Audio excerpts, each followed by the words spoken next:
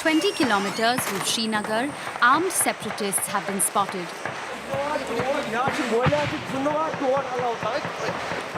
They have been hiding in a thick forest, and for the last 15 hours, a barrage of gunshots has been exchanged between invisible men and soldiers from the Indian armed forces.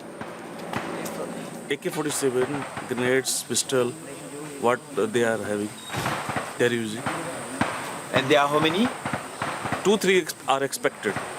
In this part of Indian-administered Kashmir, conflict between Muslim rebels and the state is increasing. In 2015 alone, 65 insurgents have been killed. It is estimated that approximately 200 more rebels are hiding in this area. But the 500,000 armed forces deployed in the state far exceed this number. In this operation, local police is also assisting the soldiers. Leaving aside other ideological differences, other things, like this Taliban in Afghanistan, it's like that. This is a guerrilla war. They play hide and seek. They have sympathizers who provide them shelter, food. We see young people from a village close by trying to disrupt the operation. Police has to use tear gas to hold them back. When possible, we go over to the other side to speak to them.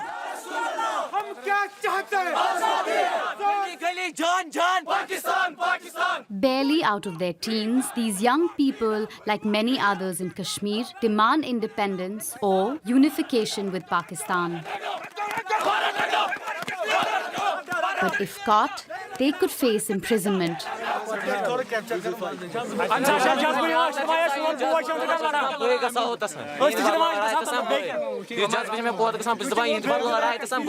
हमारे अंदर ऐसा जज्बा होता है कि अगर हम भी वहाँ पे जाएंगे ना हम भी AK-47 उठा के उन कुत्तों को मार डालेंगे वहाँ पे. In the last 70 years, India and Pakistan have fought 3 wars over the control of this largely Muslim area.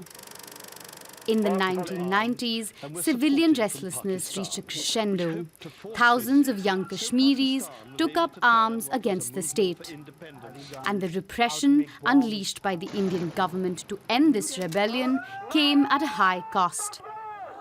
Today, the same anti-India sentiment is rising from the ashes once again. The separatists were eventually defeated.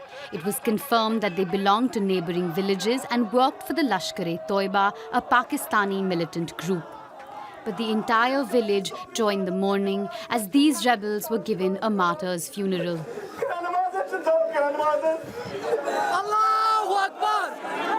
Gulzar Ahmed was 46 years old. The Imam took up arms a year ago. According to his family, it was because of the abuses suffered by them at the hands of the Indian troops. He was a peaceful boy, but when he saw our young demonstrators being shot and women being raped by the Indian soldiers, he felt he no longer had the choice and realized that the Quran also allows us to fight. We leave for the Taral region, southeast from Srinagar, where several families have seen their children recently join an armed struggle against the state. This father claims he had no news of the whereabouts of his 14-year-old son Burhan until they saw his photograph in a newspaper last month. This is my son. Like many of these young fighters, Burhan was a model student.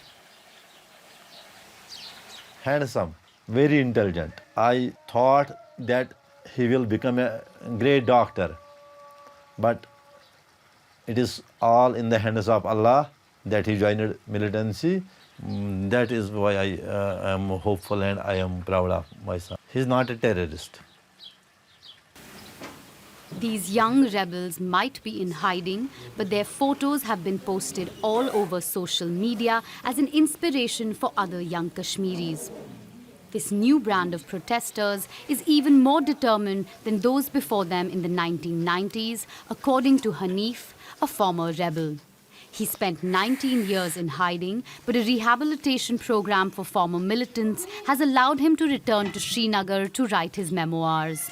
90 की militancy जो थी वो एक सैलाब था. In the 1990s, armed struggle was a mass movement. A number of fighters were illiterate. They took the weapons to rob people and get rich.